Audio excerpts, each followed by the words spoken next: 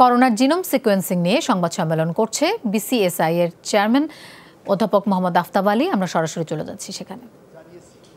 আপনারা গত মিটিংয়ে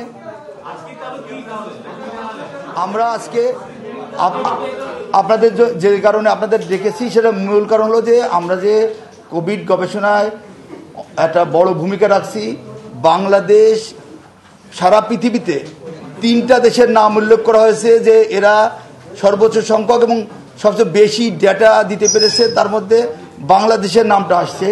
সেইটা আপনাদেরকে জানাতে চাই যে আমাদের কোভিডের যে গবেষণার ফলাফল তারা যে সংরক্ষিত রাখছে জিসেইড তাদের ডাটাবেজে, সেই ডাটাবেজের ফলাফল থেকে যে এই ভ্যাকসিন তৈরি প্রতিষ্ঠান তারা যে তাদের ভ্যাকসিন ডিজাইন করেছে এবং সেজন্য বাংলাদেশ তথা এই বিসিএসআই আমরা যে গর্বিত এবং সেই যে সংবাদটি জানানোর জন্যই আপনাদের ডেকেছি।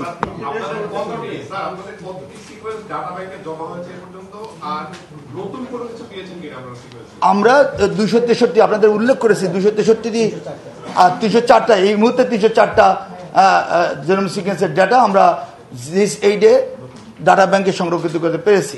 এবং আমরা নতুন ফল পাওয়ার সঙ্গে সঙ্গে আমরা যদি নতুন কোনো ফল পেয়ে থাকি, নতুন কোনো ডাটা পেয়ে থাকি, নতুন কোনো স্টেইন পেয়ে থাকি, সাথে সাথে আপনাদের দেখে আবার জানাবো।